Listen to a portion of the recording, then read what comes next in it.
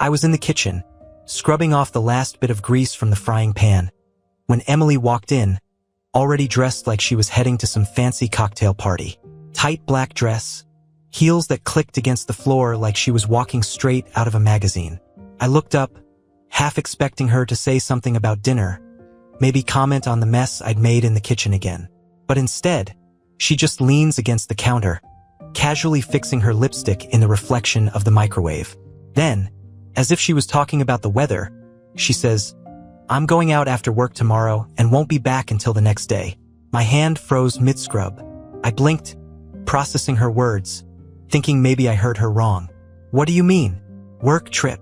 I asked, even though I knew her job didn't require overnight stays. "Emily's an accountant. Spreadsheets don't keep you out past midnight." "No, just going out," she said, tossing her lipstick back into her purse without even looking at me. It was the indifference that got me, like I didn't deserve a real explanation, like this was just something I should accept without question. I stared at her, waiting for more. A reason, maybe? A smirk, like it was a bad joke she was trying to pull. But she just grabbed her car keys and slipped them into her bag, the same one she used when she went to the gym. The silence between us was so thick I could feel it pressing down on me. "Going where?" I tried again, forcing my voice to stay calm. Inside, though, I felt like a storm was brewing, like something was about to snap. I wasn't sure if it was her or me. "Just out. With friends," she said, finally looking at me. "I told you, and that was it." She spun around and headed for the door like it was nothing. Now, maybe some guys would have let it go. Maybe they'd trust their wives enough to not even think twice. But I'm not that guy, and this wasn't the first time Emily had been acting strange. She'd been slippery, I guess, always on her phone, locking it when I walked in the room, texting late at night, leaving for the gym at odd hours and coming back looking more refreshed than sweaty. As soon as the door clicked shut behind her, I felt this heat in my chest. I wasn't the jealous type, at least not until recently, but something in me was screaming that this wasn't right. It was like she was deliberately trying to get under my skin. I pulled out my phone, opened our text thread, and scrolled through her recent messages. Not much there, just her usual short replies, one-word answers, almost robotic. But then something caught my eye. Last Friday, when she said she was working late, she sent a message saying, "Heading to the gym after. Don't wait up." But now that I thought about it, she never came home sweaty, or with her gym bag for that matter. Something wasn't adding up. I got that gut feeling. The one that hits you when you know you're being lied to but you don't have the proof yet. But this was about to change. I had an idea, a stupid one maybe, but I was desperate. So I made my move. I grabbed her gym bag from the closet, the same one she always took with her, and unzipped it. There were no gym clothes in there. No sneakers, no water bottle. Just a neatly folded blouse, a pair of heels, and a box of breath mints. Breath mints? Since when did she need those for a workout? That's when it hit me all at once. She wasn't going to the gym. She was seeing someone, and whatever tomorrow's plans were, they sure as hell weren't with friends. My heart started pounding, and I had to sit down, my mind racing through every little thing I'd missed, every moment she'd slipped away unnoticed. I wanted to storm out, call her right then and there, scream, accuse her of everything that was boiling up inside me. But something stopped me. I needed more. I couldn't just walk into this blind. I had to catch her in the act, with no room for her to weasel out. And that's when the idea hit me. The idea hit me like a lightning bolt, sharp and clear. If Emily was lying, and I was sure she was, then I needed to catch her red-handed. The half-assed excuses and casual lies weren't going to cut it anymore. No more second-guessing myself. I wasn't just some paranoid husband making things up in my head. There was something going on, and tomorrow I was going to find out exactly what. I put her gym bag back in the closet, making sure everything was exactly as she left it, like I hadn't touched a thing. I felt my pulse in my temples, a steady drumbeat of anger and frustration. I didn't sleep much that night. My mind was spinning with every possible scenario, every lie she'd fed me over the past few weeks. Was this the first time? Or had this been going on for months, maybe longer? Every time she'd gone out with friends, every gym session, every late night at work, it all seemed suspicious now. The next morning, I woke up before she did. Emily was still in bed, sleeping peacefully like she didn't have a care in the world. I couldn't help but stare at her, wondering how she could lie so easily. There wasn't a hint of guilt on her face, no sign of the betrayal bubbling under the surface. She looked innocent, almost too innocent. I made myself breakfast and acted like everything was normal. We barely talked, just a quick good morning and a see you later. She kissed me on the cheek before she left for work, the same routine as always. But this time something felt different. Her kiss was cold, mechanical. There wasn't an ounce of affection behind it. It was like she was playing her part like a bad actor sticking to the script. As soon as she walked out the door, I got into action. I knew she'd leave for work and then head out for her little adventure afterward. She said she wouldn't be back until the next day, which meant I had plenty of time to figure out what the hell was going on. I made a few calls. One to a friend who worked in tech, someone who knew his way around tracking software. I wasn't proud of what I was about to do, but desperate times, right? He set me up with a simple app that could track her phone without her knowing. A quick install and I'd have her location in real time. The plan was falling into place. When she got back from work to grab her stuff, I played it cool. I asked her what time she'd be home tomorrow, pretending like I didn't care. She didn't even hesitate, said something about being back late in the morning because she was crashing at a friend's place after their night out. Every word that left her mouth sounded like a lie now, even the way she said, "love you," as she walked out the door. Like she was playing a game only she knew the rules to. As soon as she left, I grabbed my phone and pulled up the app. Her little blue dot was moving toward the city. Not toward the gym, and not toward any restaurant where she'd meet her so-called friends. No, it was heading straight for a hotel. A hotel.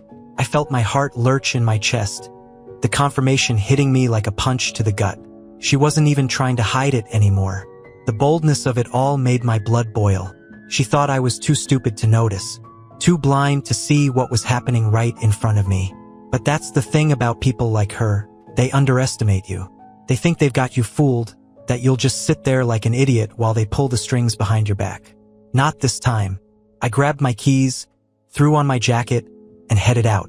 If she was gonna meet someone at a hotel, I was gonna be there to see it for myself. This wasn't just about catching her in the act. I wanted to see the look on her face when she realized the game was over. I drove like a man on autopilot, my mind spinning, hands gripping the steering wheel so tight my knuckles turned white. I wasn't even angry anymore. I was past that. There was this cold, burning focus, like the kind you get when you know you're about to do something you can't undo. I wasn't just chasing answers. I was chasing the truth I knew would shatter everything. The GPS showed her little blue dot sitting still, right outside the Regent, one of those boutique hotels downtown. Swanky, upscale, the kind of place you'd take someone if you were trying to impress them. Not the kind of place you crash with friends after a night out, that much was clear. My stomach twisted as I parked across the street. I could see the entrance, the revolving door spinning lazily as a few business types walked in and out. I pulled out my phone, staring at her location. Still there. The last piece of doubt vanished, and all that was left was this cold certainty. Emily wasn't here for work, and she damn sure wasn't with her girlfriends. I waited. Minutes ticked by, every second making my pulse throb in my ears. Then I saw her. Emily stepped out of a cab, heels clicking on the pavement as she walked toward the entrance. She looked, well, stunning if I'm being honest. Her hair was done up. Her dress was one I hadn't seen before. Sleek, expensive looking. There was something about the way she moved, though, that was different. Confident. Like she knew exactly what she was about to do, and didn't care who saw. And then he appeared.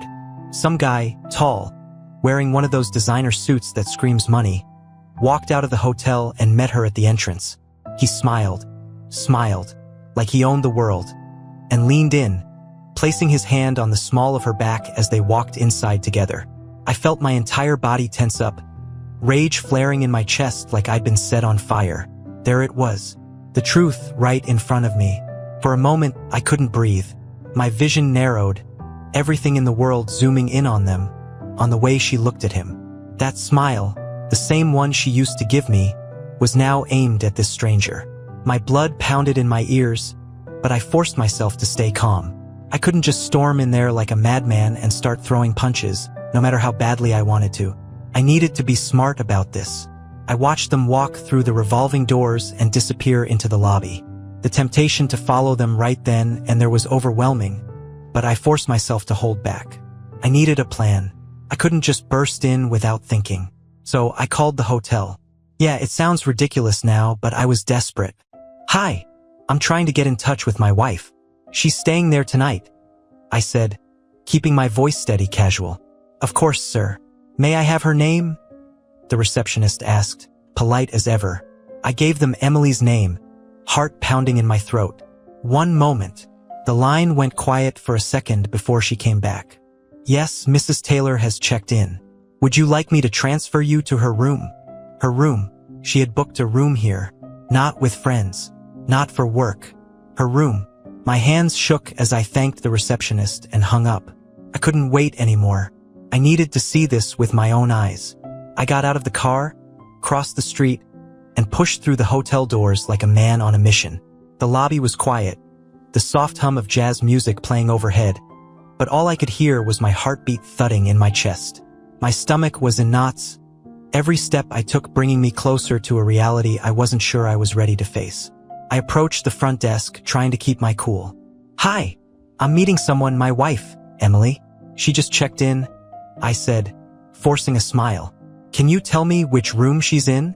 The clerk, a young guy with slicked back hair, gave me a quick glance before typing something into the computer. "She just checked in a few minutes ago. Room 504. Shall I call up for you?" I shook my head. "No need. I'll surprise her." Surprise her. Yeah, that was one way to put it.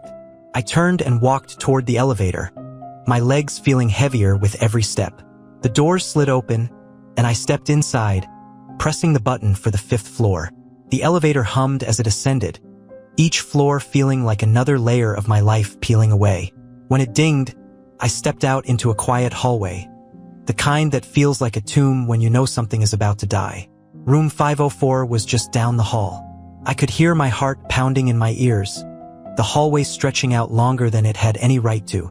I stopped in front of the door, staring at the brass numbers like they held all the answers. I reached for the handle but paused. I didn't knock. I just stood there, frozen, every fiber of my being screaming at me to turn around and leave. But I couldn't. Not now. I raised my fist, took a deep breath, and knocked. Seconds passed, each one dragging on like an eternity. Then I heard footsteps. Soft, muffled. The door unlocked with a soft click, and then it opened, and there she was. The door swung open, and there she was, Emily. The moment felt unreal, like I had stepped into some parallel universe where everything looked the same but nothing was right. Her eyes widened for a split second, just long enough for me to catch the flash of panic, but she recovered quickly, her face slipping into a mask of irritation. "What the hell are you doing here?" she hissed, her voice low and sharp, like she was trying to keep someone from hearing. I didn't respond immediately. Couldn't. I was too busy taking in the scene behind her. The room was dimly lit, with one of those fancy hotel lamps casting a warm glow over the bed. And there he was, the guy in the suit. He was sitting on the edge of the bed, jacket off, tie loosened, his posture way too comfortable for my liking. He looked at me like I was a minor inconvenience, like I had just interrupted his evening plans. "Who's this?" he asked casually, raising an eyebrow, like he had a right to be curious. Emily stepped forward, blocking my view of him, her hand gripping the doorframe. "I asked you a question," she said, her voice harder now. "Why are you here?" Couldn't believe it.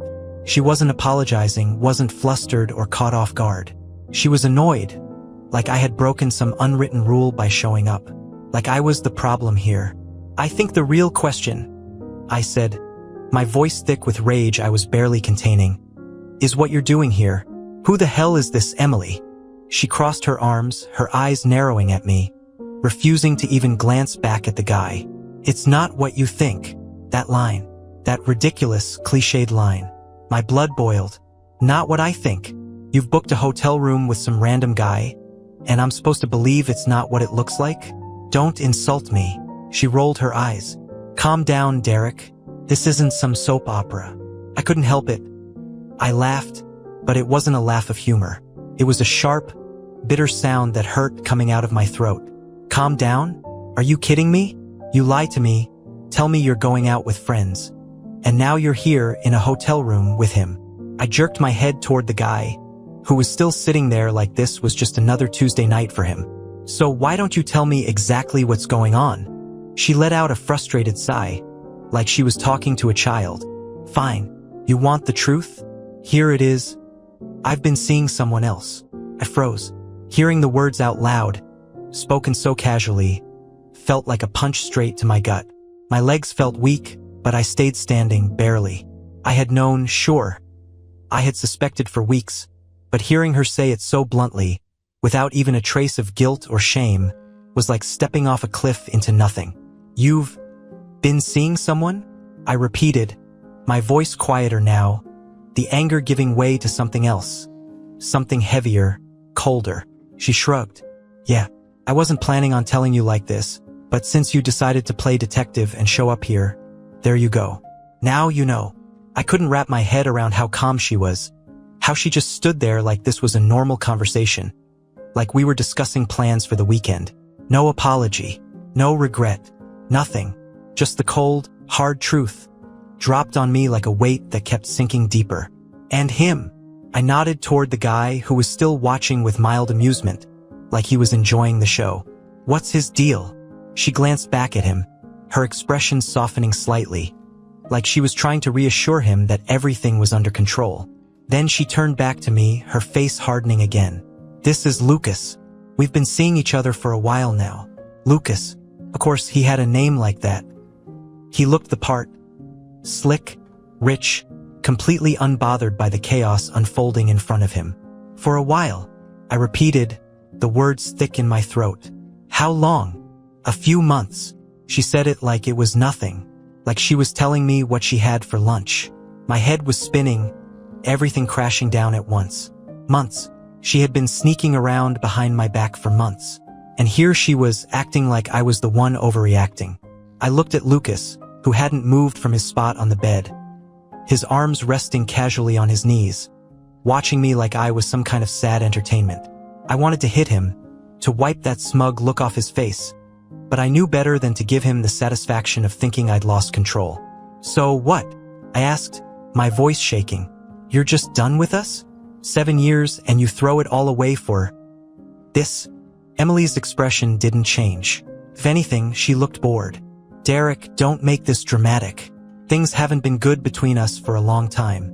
You know that. That stung. The audacity of her to act like this was some mutual, inevitable breakdown. Like I had any part in her lying and sneaking around for months. So your solution was to cheat? To sleep with someone else behind my back? She sighed again, that same annoyed tone that made me want to scream. Look, I didn't plan for it to happen this way, okay? But it did. And now we're here. There's no point in dragging this out. She didn't care. Not even a little. There was no remorse, no hesitation. She was already done, already checked out. I could feel something inside me break. Something deep that I didn't even realize had been holding on. I glanced at Lucas again, then back at her. Are you in love with him? I asked, though the words tasted bitter in my mouth. Emily hesitated for the first time, but only for a second. I don't know, she said, like it didn't even matter. Maybe, but that's not really the point, is it? I stood there, feeling the weight of her words settle in. There was nothing left to say. She had made her choice long before I had even realized what was happening. And now, standing in that hotel room, I understood that whatever we had, whatever I thought we had, was gone. Emily tilted her head slightly, her lips curling into a small, condescending smile. So, are we done here, Derek? Her question hung in the air like a taunt. Are we done here, Derek? The way she said it, with that condescending smirk, like this whole thing was just a minor inconvenience, was the last straw.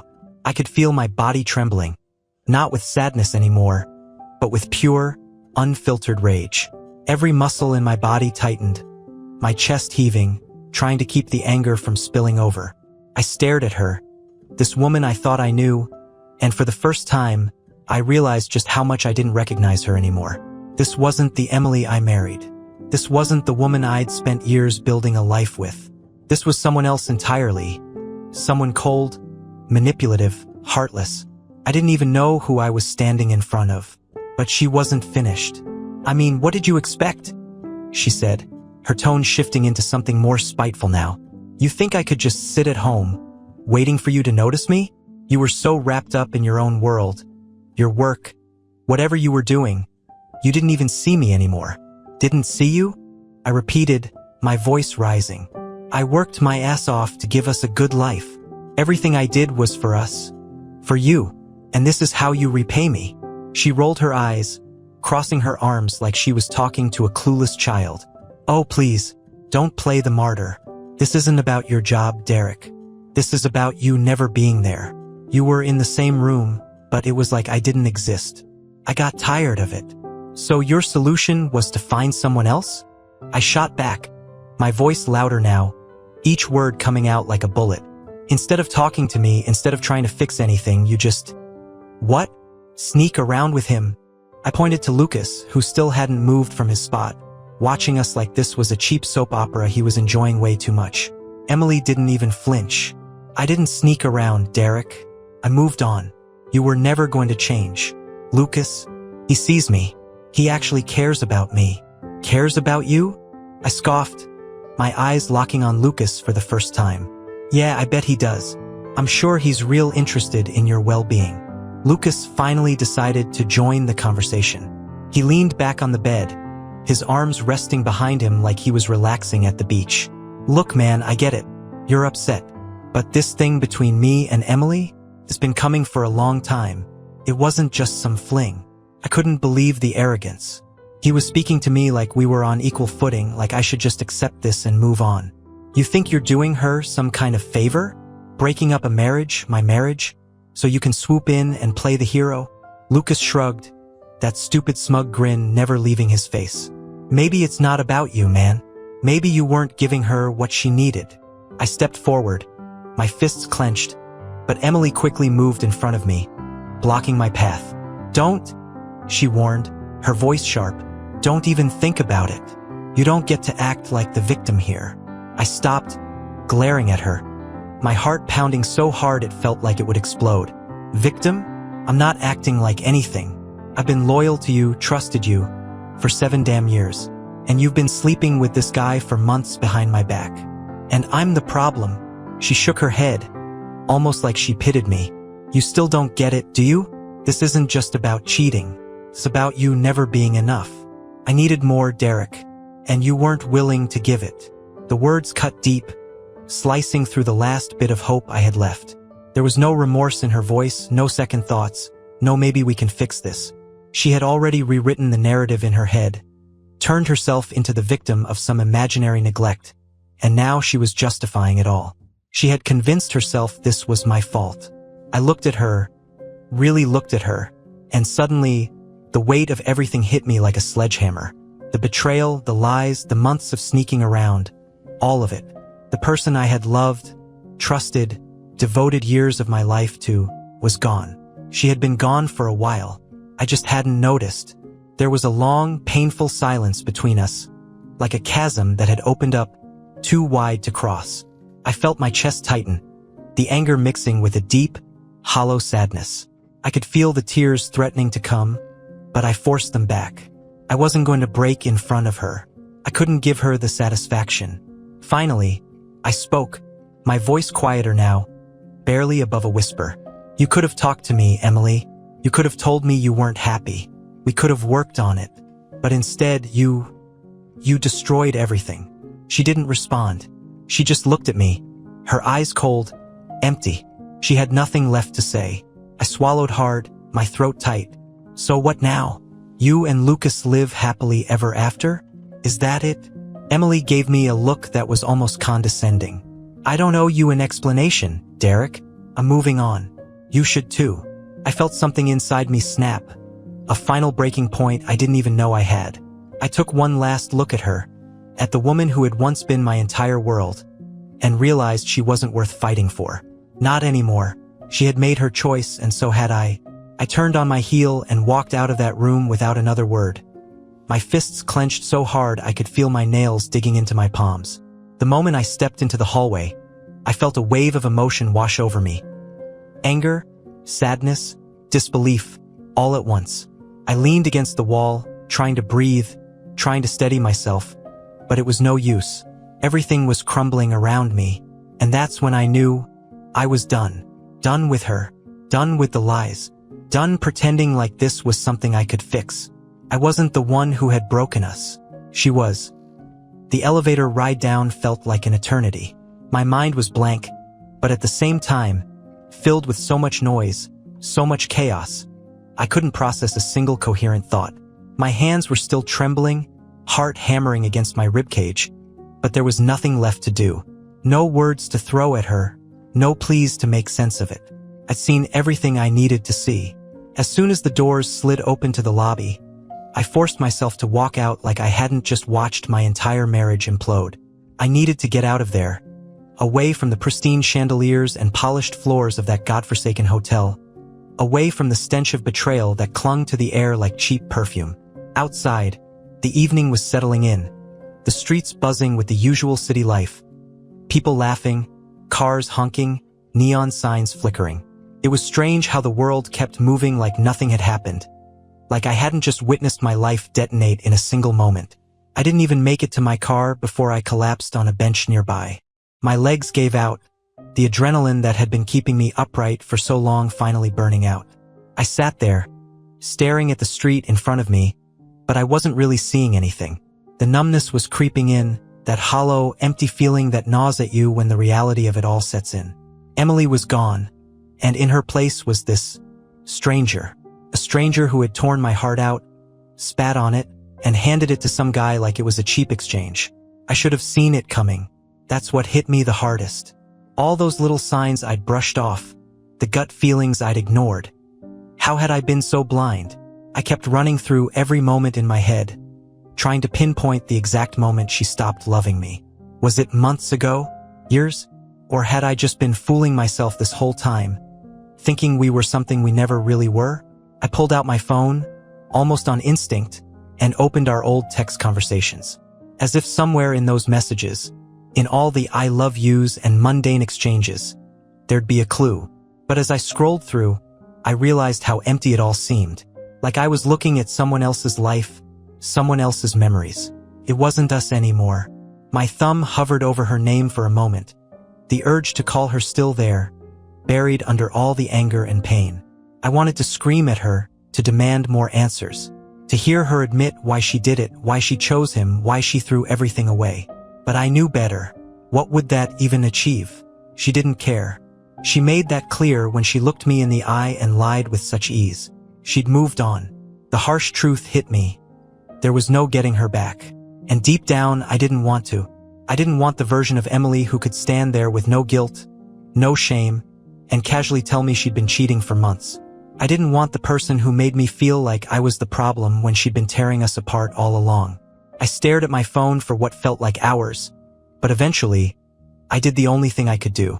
I blocked her, deleted our messages, her photos, everything.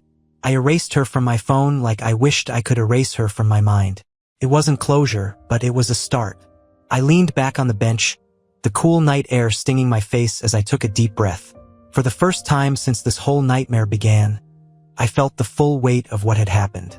My marriage was over. The life I thought I was building with her, the future I'd imagined, it was gone, shattered into a million pieces. I don't know how long I sat there, staring into the void, trying to make sense of the mess that was now my life. I wasn't ready to go home. The thought of walking into that house, the house we built together, made me sick. Every corner of it would remind me of her, of the lies, of the nights I'd stayed up waiting for her to come home, thinking she was just out with friends. It would all be too much. But where else could I go? I didn't want to call anyone, didn't want to explain what had just happened. I could already hear their voices in my head, telling me to move on, that she wasn't worth it, that I'd be better off without her. But none of that would change the fact that I felt like my entire life had just been ripped apart at the seams. I closed my eyes and leaned forward, resting my head in my hands. I could feel the tears welling up, but I didn't want to cry. I didn't want to break down here, in the middle of the street, like some tragic movie scene. But the pain, the betrayal, it was all too much. It was overwhelming. I thought about everything we'd been through. The good times, the moments where it felt like we were invincible. The quiet nights on the couch, the shared laughs over bad movies, the way we used to talk about the future like it was something we'd face together. And now, all of it felt like a lie. I'd heard people talk about betrayal before, how it felt like a knife to the gut, how it turned your world upside down. But nothing prepared me for this. The way it hollowed me out, left me feeling like there was nothing left. It wasn't just losing her. It was losing the person I thought I was. I wasn't sure who I was anymore, not without her. I sat there motionless as the city moved around me. People passed by, oblivious to the storm inside my head. And that's when I realized I had a choice to make. I could sit here, wallow in this pain, let it eat me alive, or I could get up, leave this nightmare behind, and start over. It wouldn't be easy. Hell, it would probably be the hardest thing I'd ever have to do. But staying in this place, this dark, broken place, wasn't an option. Not anymore. Emily was gone. The life I thought we had, gone with her. But I wasn't gone. Not yet. I stood up, my legs shaky, my heart still heavy. But as I took my first step, I knew one thing for certain. I was walking away from her. From the lies, from the betrayal, from everything she thought she could do to me. And I wasn't going to look back. The next morning felt surreal. Waking up alone in my bed, the emptiness beside me screamed louder than any alarm. I had barely slept, but somehow, the sunlight creeping through the curtains reminded me that life was moving on, whether I wanted it to or not. I stared at the ceiling for a long time, numb, trying to figure out what the hell I was supposed to do now. I had made the decision last night to walk away, but now that the dust was settling, the harsh reality hit me all over again. Emily was gone. Our marriage was over. I was free from her betrayal, but the weight of that freedom felt like chains around my chest. I dragged myself out of bed, my body heavy with exhaustion, and made my way downstairs. The kitchen looked like a war zone. Plates piled up from a dinner I hadn't bothered to clean, mail scattered on the counter, and the fridge door half open from when I'd grabbed a drink in the middle of the night, too lost in my thoughts to even close it. Everything felt like it had been frozen in time, except for me. I made coffee not because I wanted it, but because it was something to do. Something normal. But even that simple routine felt foreign now. I couldn't stop thinking about her, about what she might be doing right now. Was she still at the hotel? Had she woken up next to him? Did she even feel a flicker of guilt? Or was she already moving on like none of this mattered? I picked up my phone, still instinctively reaching for it to see if she texted. But of course, there was nothing. She wasn't going to apologize, wasn't going to call. She'd already made it clear how little I meant to her, and now she was living her life without a second thought. Meanwhile, I was standing here in our kitchen. My kitchen now, trying to piece together what was left. The first pangs of anger hit me again. It was like a wave, crashing over me, reminding me that this wasn't just sadness. This wasn't just the end of a relationship. It was a betrayal that cut deeper than anything I'd ever felt. How could she do this? How could she stand there and act like I was the one who hadn't been enough? I felt the fury rise in me again, and before I knew it, I grabbed the mug of coffee and hurled it against the wall. The ceramic shattered, splattering hot liquid everywhere, but it didn't feel like enough. I wanted to break more, everything in this house that reminded me of her. I wanted to rip out the memories, throw them into the street, and set them on fire. The wedding photos, the framed prints of vacations we'd taken, the stupid little trinkets we'd collected over the years. All of it. But I didn't. I stood there, staring at the mess I'd made, breathing heavily, my hands trembling. Destroying things wouldn't fix what she'd broken. It was in that moment, standing in the wreckage of my own frustration, that my phone buzzed. For a split second, my heart lurched, some desperate part of me thinking maybe, just maybe, she had reached out. That maybe she'd finally realized what she'd done and was ready to explain herself. But when I glanced at the screen, it wasn't her. It was her mother. I stared at the name on the screen, not sure whether to answer. Emily's mom, Sandra, had always been good to me. We weren't close, but she treated me like family, always asking about me at family gatherings, sending me birthday cards even though Emily barely remembered the date herself. I didn't know what Sandra knew, or if Emily had already told her the story, their version of it. Anyway, reluctantly, I answered. "Hey, Sandra," I said, my voice rough, still raw from everything that had happened. There was a pause on the other end, like she was hesitant to speak.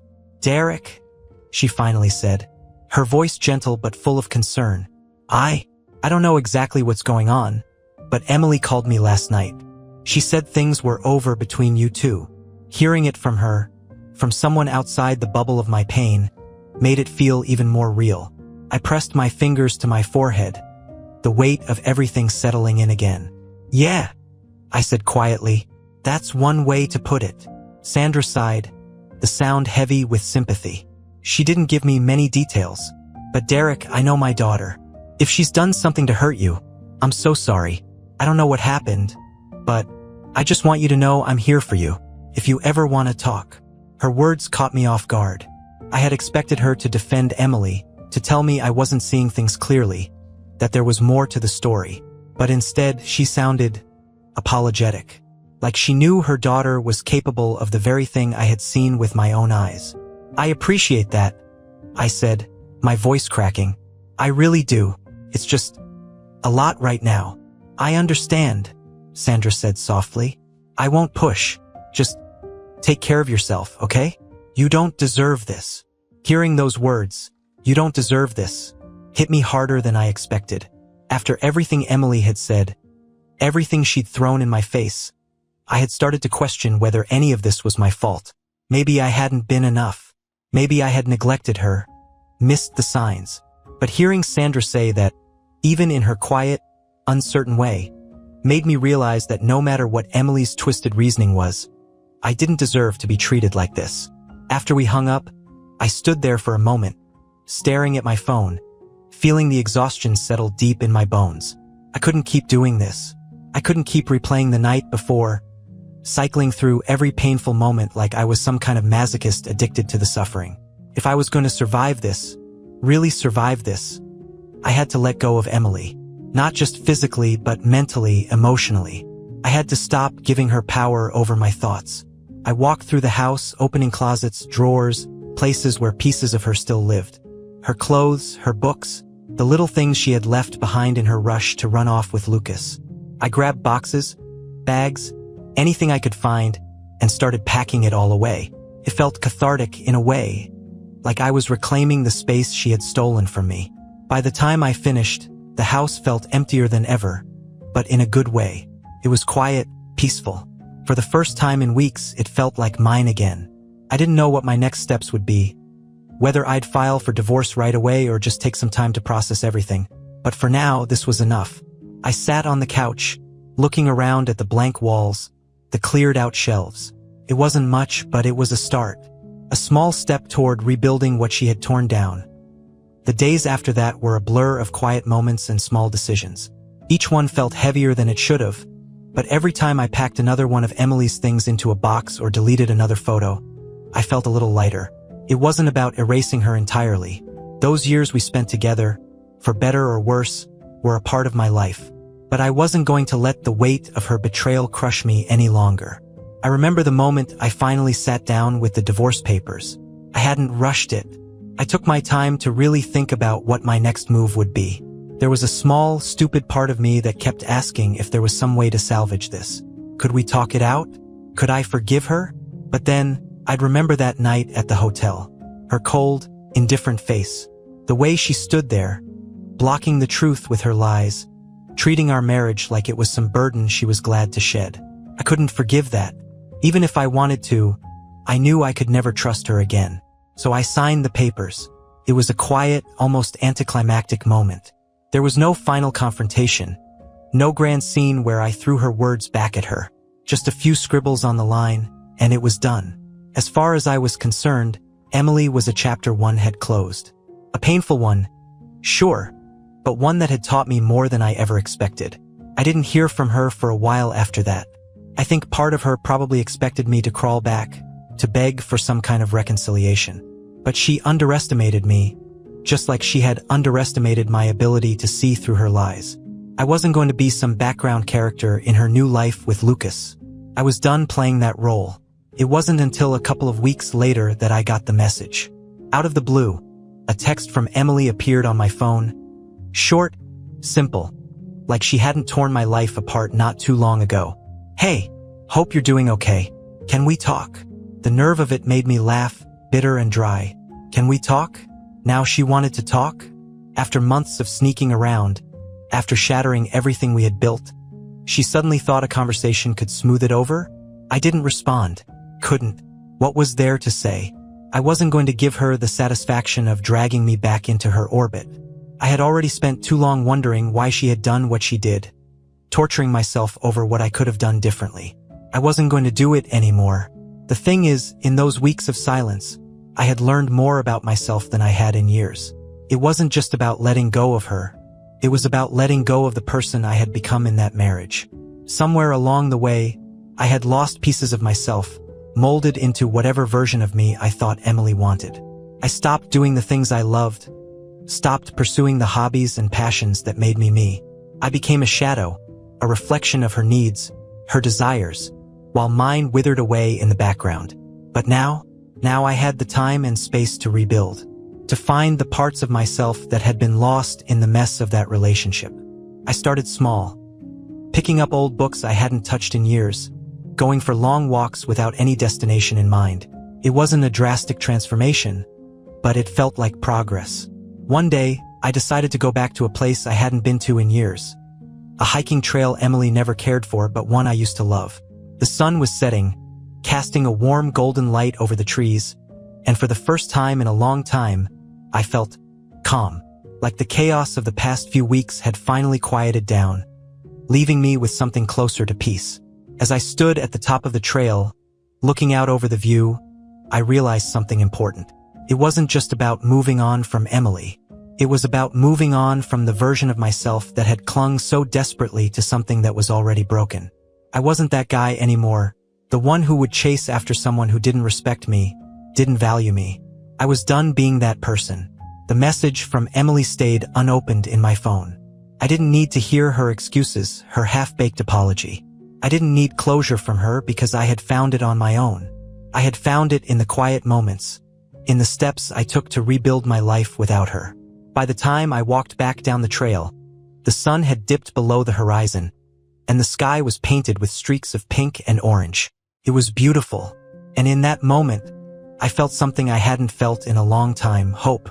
Not for some grand romantic reunion, not for some dramatic confrontation where I'd get the last word, but for myself, for the life I was building piece by piece, from the ashes of something that had once been my whole world.